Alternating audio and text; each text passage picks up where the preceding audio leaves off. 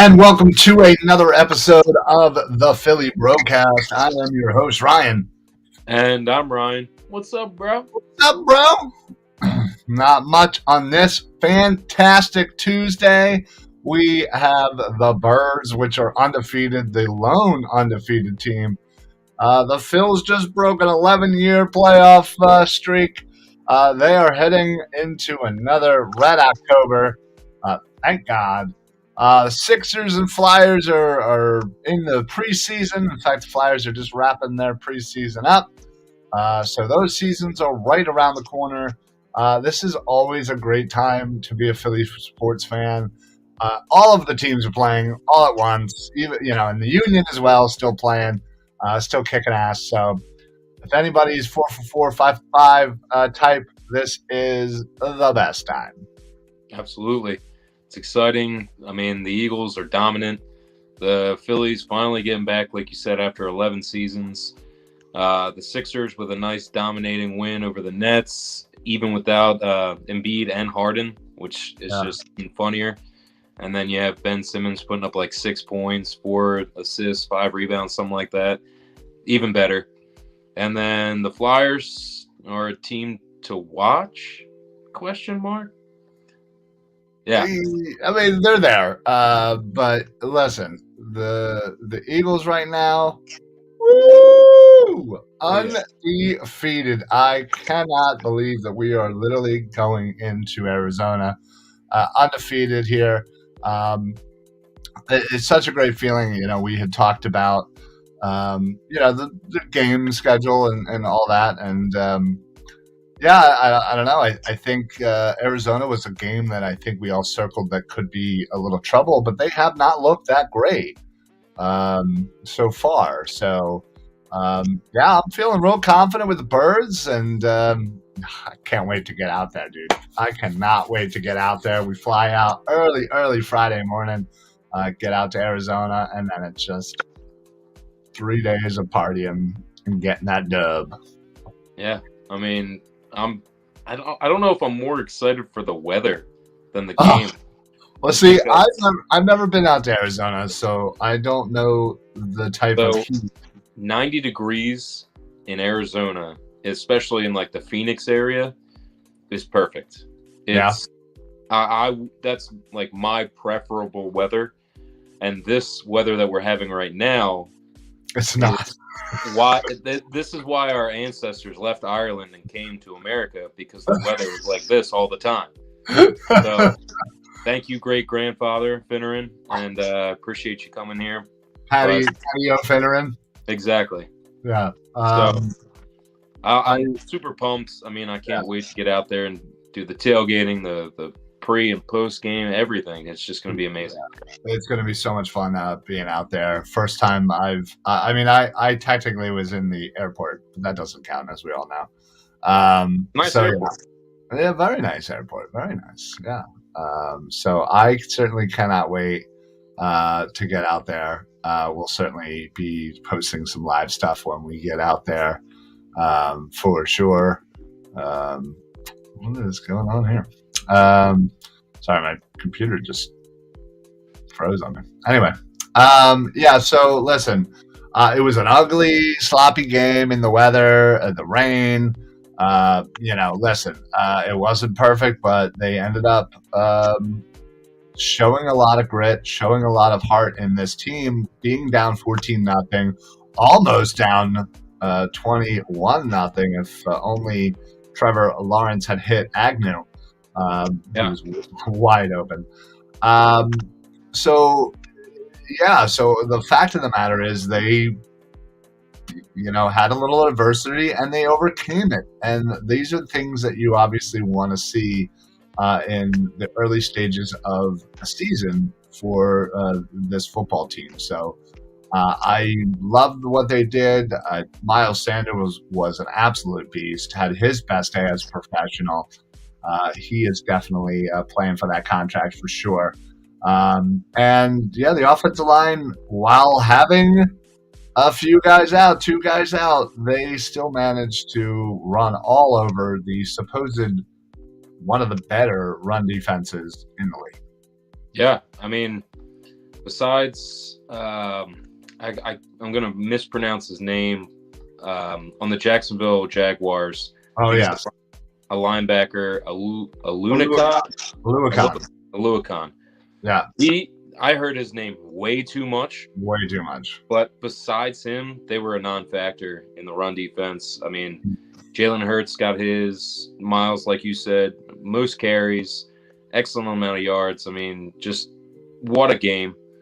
I mean, everything kind of just clicked after those first two drives by the Jaguars. Well, I wouldn't say first two drives. I'll say first two scores by the Jaguars. The first one, Jalen Hurts, reigning, kind of, he forced it a little bit. I mean, it looked like almost triple coverage. The safety was coming up, and that was rough. Yeah, it was a poor decision. It was a rough throw with the weather and everything. It could have just been that. And then the next drive, they come down, and Dougie P shows you what he did, pretty much exactly what he did when he had Carson Wentz. Yeah. So I was a little shocked that we kind of let that up as easily as we did, because you kind of expected it. You have the same kind of mobile quarterback, same kind of throwing style, same kind of movement. So you figured that they'd have him roll out quite a bit and throw some trickery in there. But honestly, once they did figure it out, there was no stopping the Birds. And then also, we scored for the first time this year in the second half. Hey. Yeah, it was something to see for sure. The defense got 5 turnovers. They were just all over Lawrence. It was fantastic to see. It was a nice mixture of run and pass, even considering the weather. Obviously AJ Brown got his, and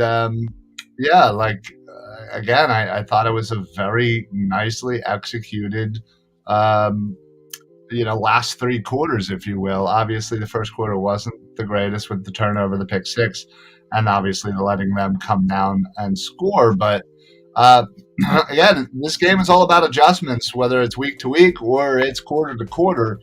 And you want to see your coaches, you want to see your team, do that. And listen, they checked off another box this week. And, with Miami losing, they are the lone undefeated team. And with New Orleans losing, we now have a top 3 pick, top 4 pick, depending on who you ask, going into next year. This is great. I'm excited. I can't wait. Yeah, I feel like it. I wish we could fast forward, even though I want to enjoy everything. I wish we could fast forward and just get done with the regular season now, just so it's like everybody's pretty healthy, everybody's ready to go. Let's just get into the playoffs and get this done. Yes. But there's a long season left. There's a lot to have happen. But overall, everyone was talking about our offensive weapons, what we're going to do on offense. Of course, we made adjustments on the defensive side of the ball, but I didn't think that this defensive line would be as ferocious as they have been. Yeah.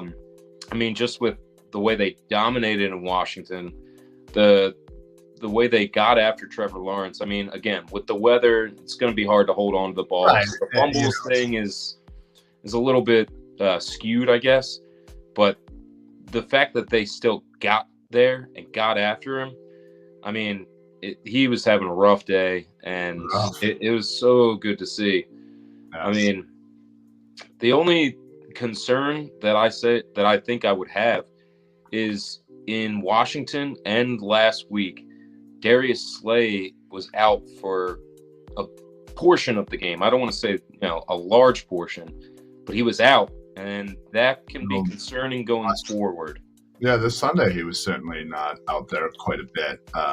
Now, Sirianni hasn't specifically addressed the individual injuries, whether it be Slay, Mulata, Sayamalo, even Devontae Smith, who was out for a few plays. Basically, he said a blanket statement saying, all players have a really good chance of playing this week. take that for whatever it's worth. Obviously, we will continue to monitor the practices and whether or not they are out there, whether full participant, limited participant, or out. That obviously gives you a pretty good indicator of what's going on. Now, listen, Arizona, I think coming into the season had certainly high expectations, but they have not looked good. Whether that be direct result from not having somebody like DeAndre Hopkins available, which he still will not be available, thank God. But, Hollywood Brown has certainly stepped up. Kyler Murray is still, may not be very consistent so far this year, but he is still a threat. And they do have some dudes on the defense that can get after it. So, I don't want to take this team lightly given their performance so far this year, but I do feel a little better about them now than I did in the preseason. Yeah, absolutely. I mean, we kind of expected DeAndre not to be here for this game, which we were all hoping for. No matter what, no matter who you have at cornerback, DeAndre Hopkins, when healthy, is still one of the best wide receivers in the league. So not having him here or there is going to be great. Hollywood Brown, his speed obviously is a killer, so it's going to be tough. See how that matches up. But, I mean, if Slay is healthy and ready to go, he can match up with pretty much anyone. Or if you're going to have Bradbury on Hollywood or, Epps kind of like over the top watching, however that may play out, I still have confidence. And then with Kyler Murray and his ability to run and his athleticism, I am not as worried again as the beginning of the year because now we have seen that our linebackers are studly. Yes. Studly. I mean, TJ Edwards is playing out of his mind. He's leading our team with 33 tackles. Yeah. We have White and I'm blanking right now, but Son Reddick theoretically. Yes. Theoretically. I mean, they are theoretically. I get it. They are playing very consistent. The team as a whole just looks so complete. I don't know how in certain rankings the Eagles are not the number one team in the league. I don't get it because there might be point disparities between like our wins and certain other people's wins and stuff, but we are undefeated. We're one of the top rushing teams in the league. We have the most rushing touchdowns in the league. Yep. We're up there in receiving yards. I mean, I just don't. Can you maybe explain to me why somebody would be leaving them off the top tier, the number one spot in their list of power rankings? Yeah, again, I think it's more or less of, having this preseason idea of who should be the top tier teams. And the Eagles certainly were not in that conversation. I thought people thought they were going to be much improved, but I don't think playing at this level, again, considering the Jalen Hurts thing. Mainly because of Jalen Hurts. Right. But currently, there's, who is it? Pro Football Focus, ESPN, you name your NFL network, all these top, the places where everybody goes to get their information. Some of these guys have Philadelphia ranked in second or third place in the power rankings. Yeah, Bills or Chiefs. Bills or Chiefs are ahead of them because, again, they're the Bills and the Chiefs. They've done it. They did it last year. They did it the year before. Like, this is what is expected of them and of their teams. And while the Bills may not have squeaked out a victory last week or this past week, Chiefs certainly has been looking great with the exception of one game. And yeah, I mean I get it. It's going to take a little while for the Eagles to get the respect. And, as the haters always are, they're always looking for things to, say and put them down of, oh, you guys, haven't played anybody. It was, oh, you beat Detroit. Like, they're Detroit, but, oh, wait for Minnesota. And then after we beat Minnesota, it was like, well, that, they suck too. Like, blah, blah, blah, blah, blah. And it was continued down the line where it was like, oh, well, what about, the Commanders are much improved. Nah, the Commanders are trash. Hey, you beat a trash team.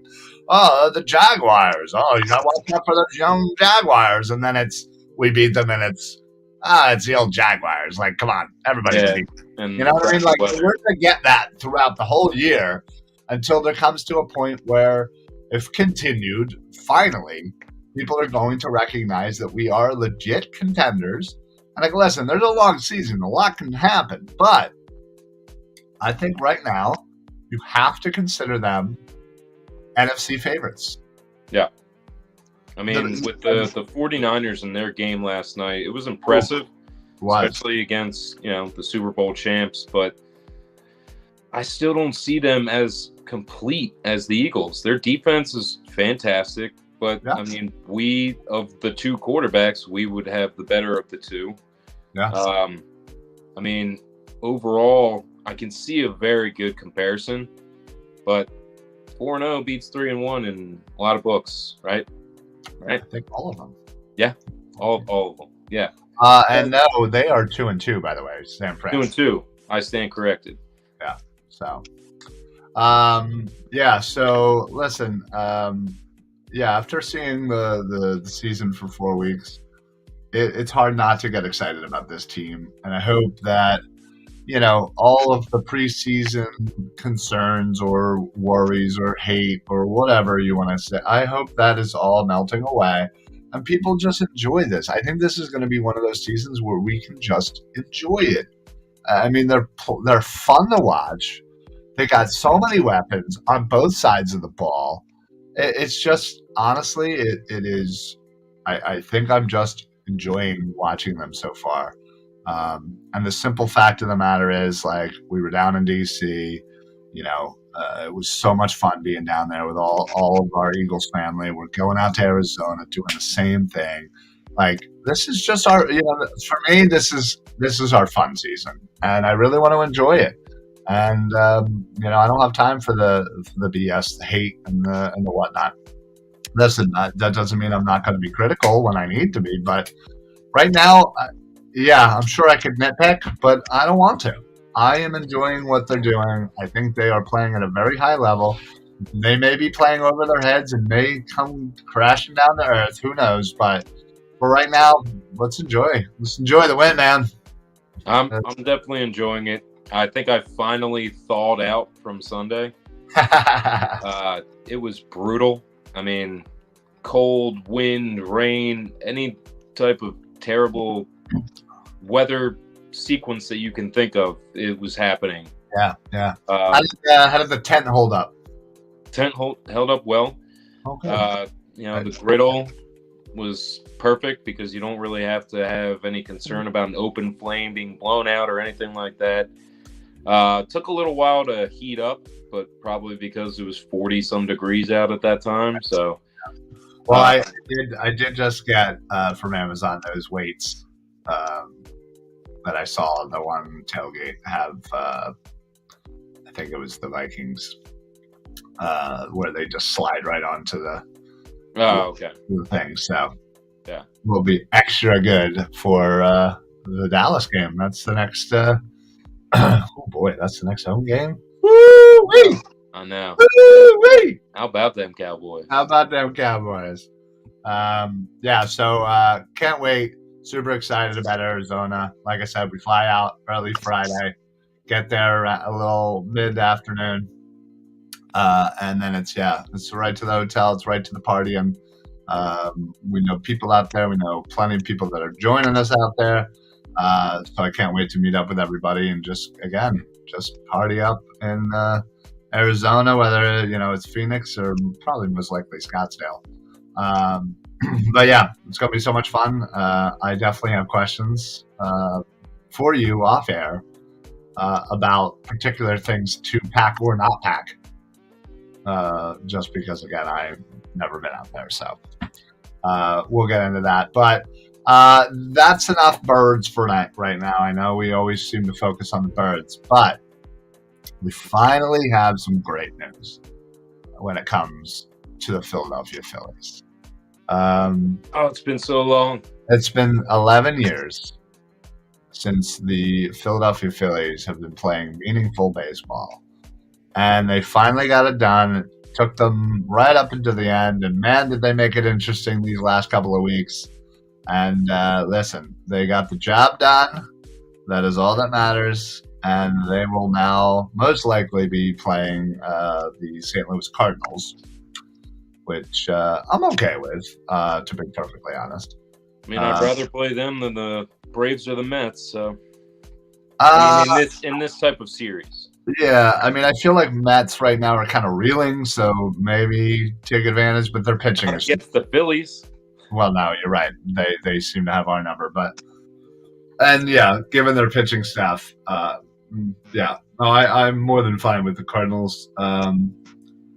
We'll get to say goodbye to Pujols, Yachty, and Wainwright, and That's an amazing trio right there. I mean, we've been able to watch them for, it feels like forever, but I mean, whatever. they all have playoff experience. They all have, contentions for MVPs and Cy Youngs. I mean, those three names, Pujols will be a first ballot Hall of Famer. Like the moment he gets up there, he's in.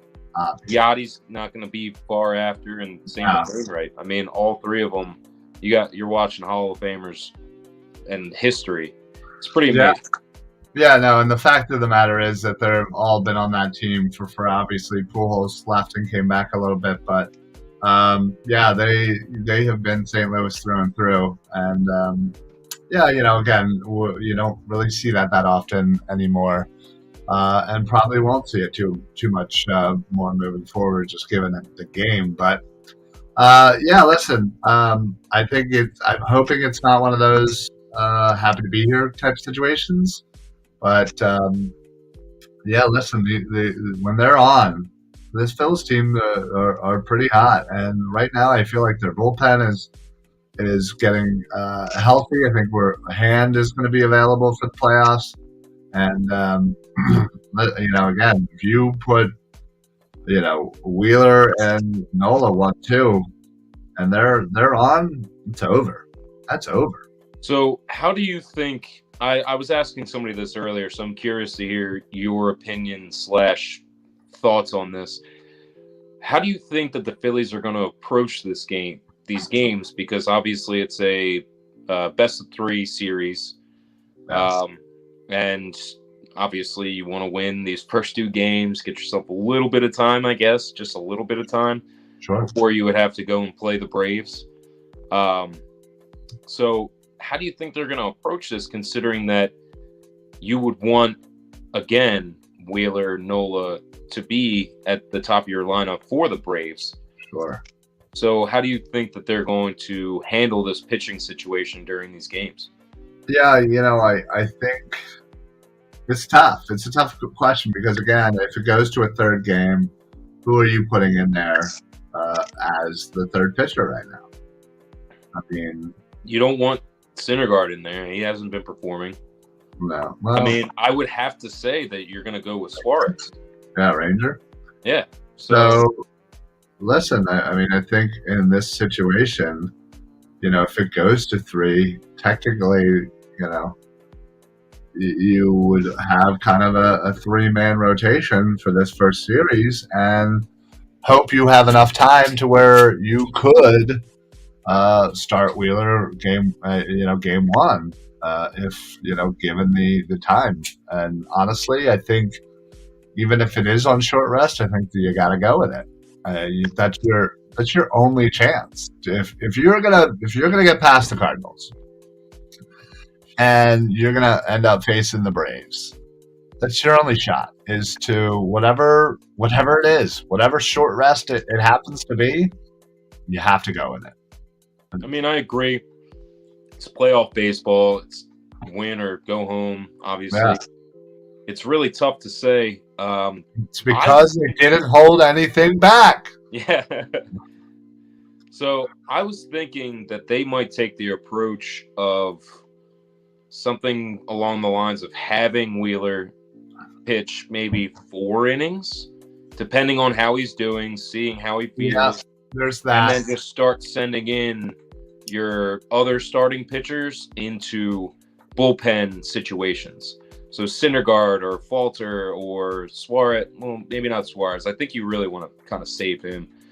But guys like that coming in the 5th, 6th, 7th inning, giving it gas because you're going to let them pitch, their all during these innings, and then get back into the normal bullpen rotation.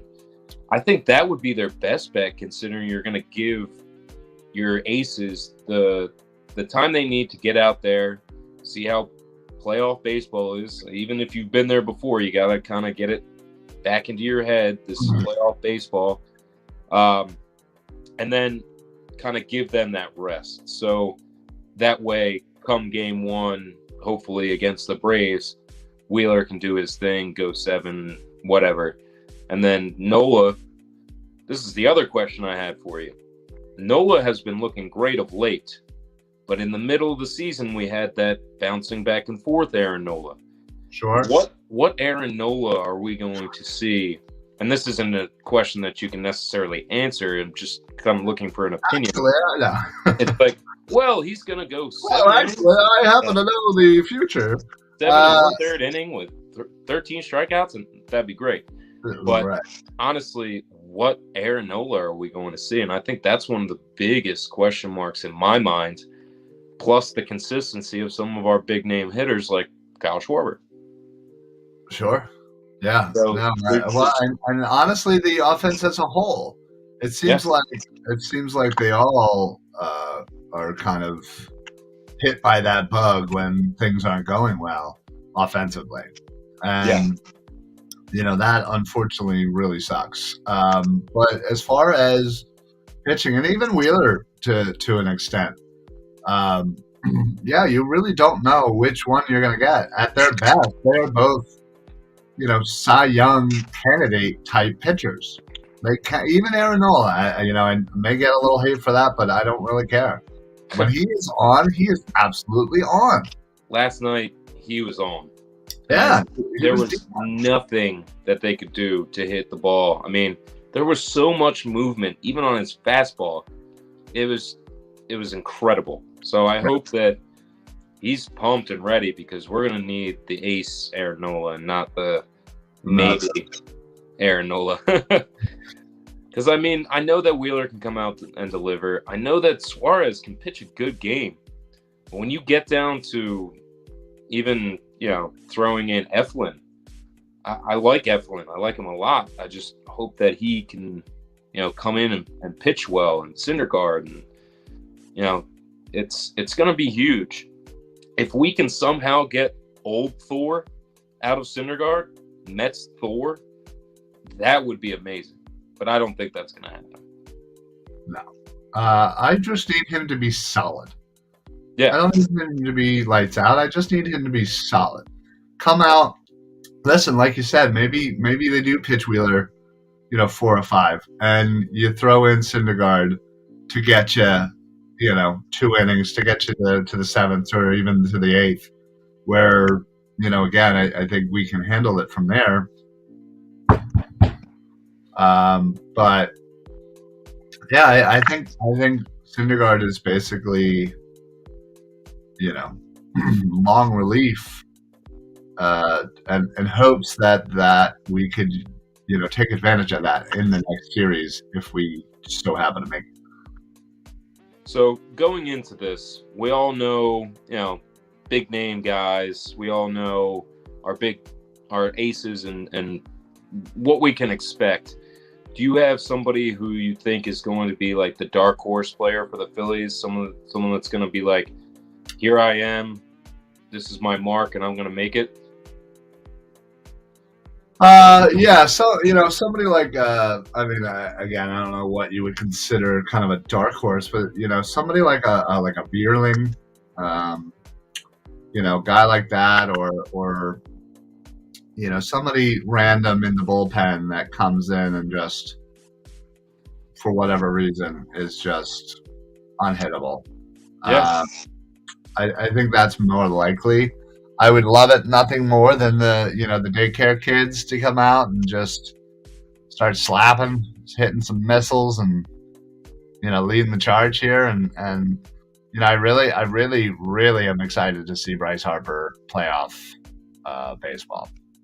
Absolutely. I know he's been dealing with a lot of crap, and I just have a feeling that we're gonna see another level to this guy, and he's just gonna go ape. Yeah. I can't wait. I can't. And the funny thing is, Sunday it could be a Cardinals Sunday. Yeah. Could be a Cardinals double headers. Cardinals. Double Cardinals. Watch out for them Cardinals. We play them twice. Nice. Yeah, that's it. It's very interesting. I didn't really think about that until just now, even though I've been talking about both all day. Right. But realistically, I would love to see Alec Bohm to make his mark on this team, to be the guy that makes big plays, hits the big ball. It just has the opportunity and takes it all the way. But I also want to see a guy like Stott. He's been kind of up and down, inconsistent. I hope that, for him and for the team, that he can really step up and say to the organization, like, I'm here to stay. I'm a great player. I'm here for the city of Philadelphia. Those two guys are two of the younger, obviously, more influential players on this team, and I'm looking forward to that.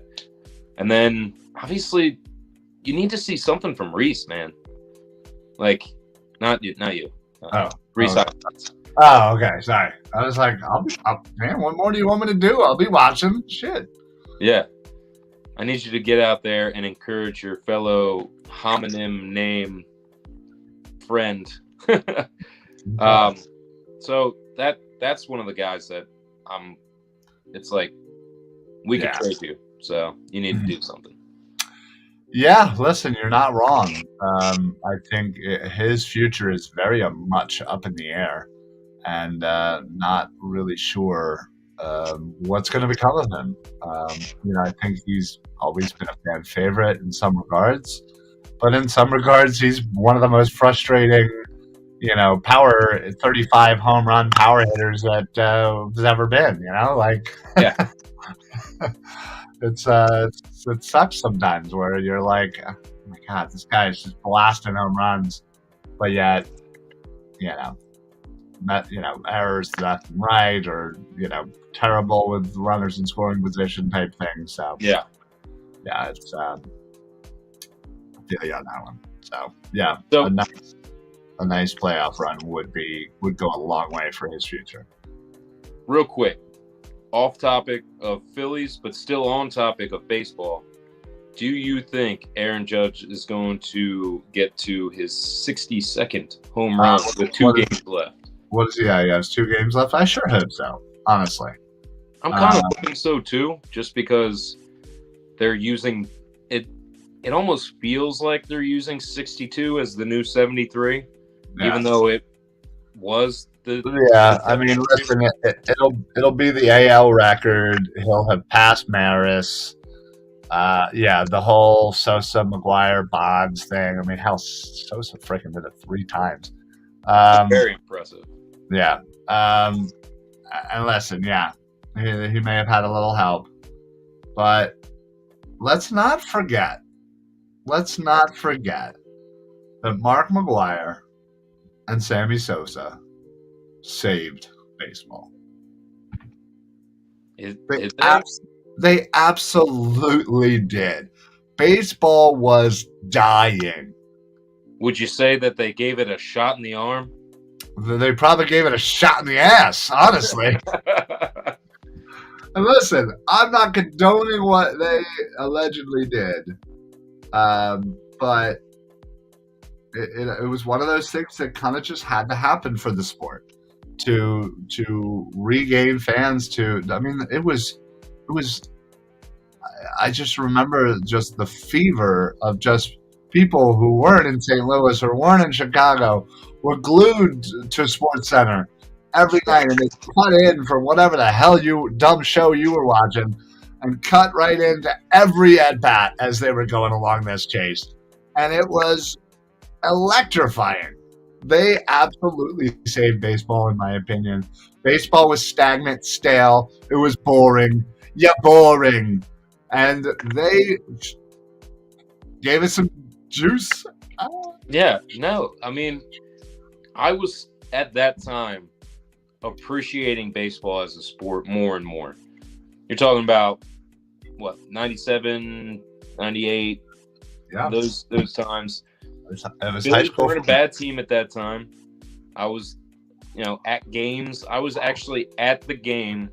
I was at the Phillies game when Mark McGwire hit, 60, when he hit 62. Or 63, I'm sorry. Great. When he hit 63 and broke the record at that time and kept going. But it was still one of those things, like, the game did stop because they just said, hey, whoa, that was weird. We just freaked a lot of people out there. We definitely did.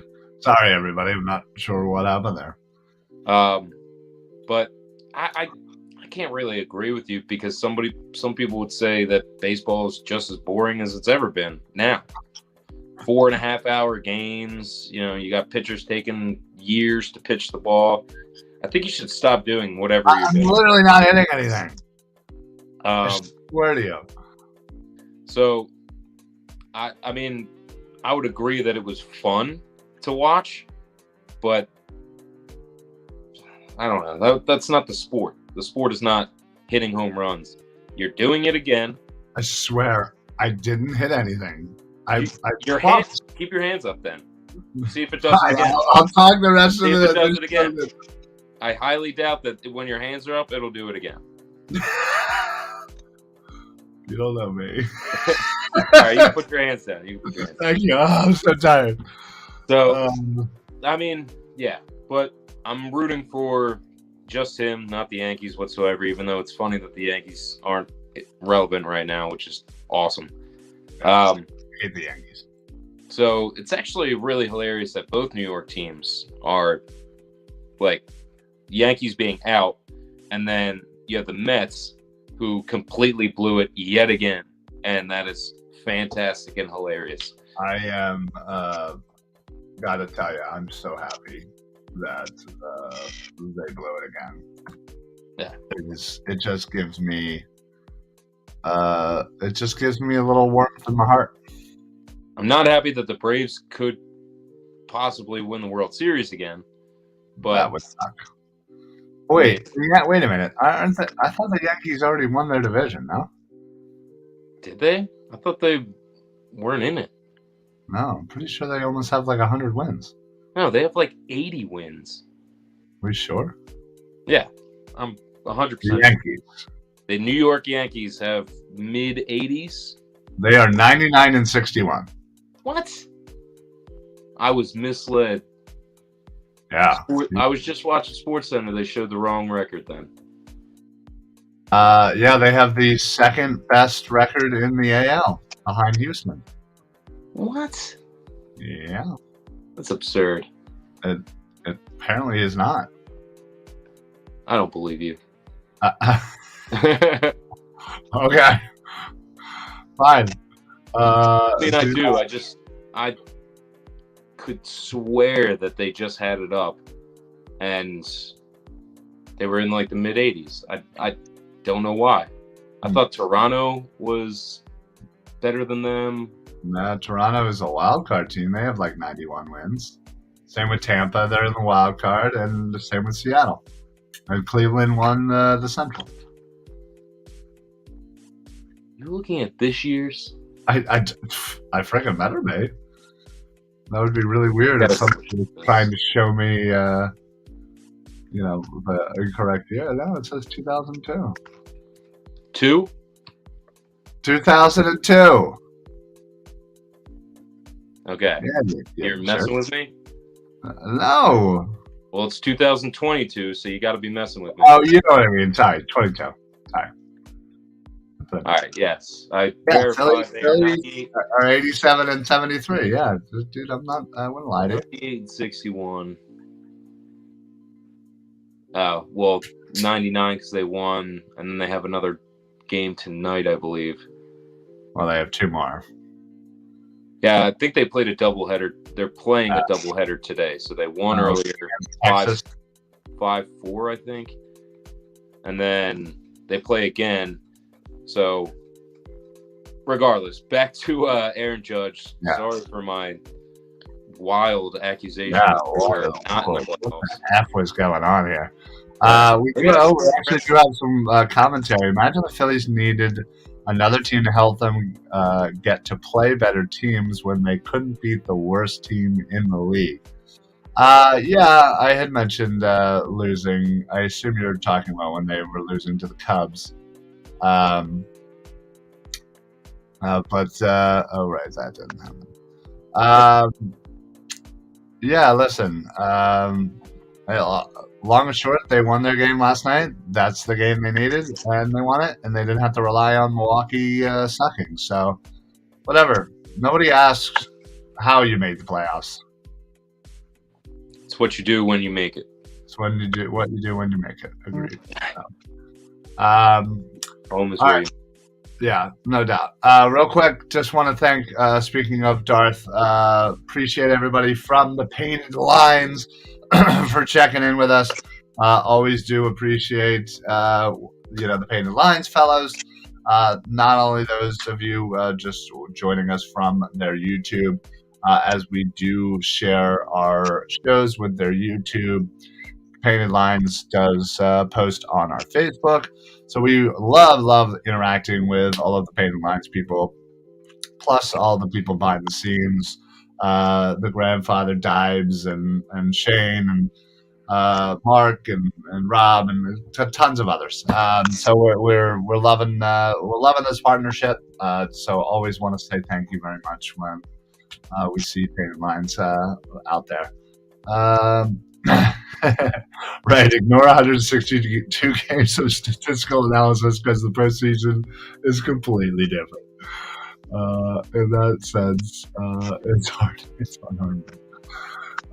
Yeah, listen, I hear you.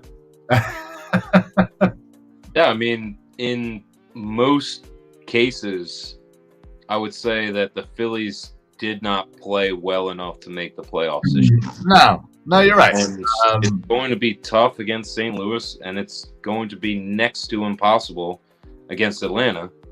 But once you're in, things can happen. Things get kind of stripped away from the season, and you say, all right, now we can focus on 3 games, and then 7, so on and so forth. So, yeah, definitely not ignoring the regular season. No, obviously not. But honestly, say that there's better teams that probably missed the playoffs, but we did make it. We're ready to go and ready to rock and roll. So let's go. Hopefully we can see a full stadium. Yeah, right. Branded postseason guarantees 45% of the league is in. Yeah, it would. I mean, are they... Baseball needs relegation. I personally think all sports need relegation. I find that to be the best way. And it's just, I don't know, it's just something about it I love.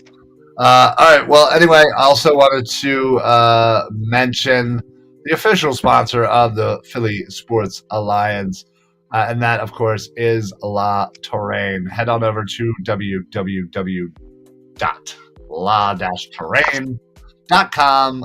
Check out all of their amazing watches, high quality stuff, for a fraction of the cost of what you'd expect. Use code PSA, let them know that Philly Sports Alliance sent you, and you will get site-wide discounts off of your purchases. I got a couple of watches. I got a pair of sunglasses. I absolutely love it. I couldn't be happier with them. All right, let's talk a little Sixers. I know we're running up close against it as we got to get out of here to hop on another show. Birds of the Roundtable, which is coming up right after this with the TPL folks. Dives and Shane, I believe, will be joining us tonight. It's a nice little crossover where Philly Sports Alliance, Painted Lines, we all kind of come together, talk birds. So it's always a fun time talking to those guys. So we do definitely got to wrap up, but I know, Finn, I know you are dying to talk on the Sixers. Yep. Just love basketball being back. You know, growing up, favorite sport to play. One of my favorite sports to watch. Tyrese Maxey just showing that he can be one of the elite guards in this league, and I'm super stoked about that. Just coming out last night, posting up 20 points like it's nothing. Like it was nothing. You know, you even had Furkan, which a rare Furkan sighting. I'm not going to say anything more than just, hey, keep it going, man. Like 15 points, very happy to see. I feel like I'm gonna think about that scene in Beer Fest where he has the black eye and it starts to fade away, and one of his buddies punches him, and he's like, "Man, you're a great friend." I feel like somebody just needs to maybe punch Furkan every so often to get him to, have that reminder of the time he got jumped and then started playing well.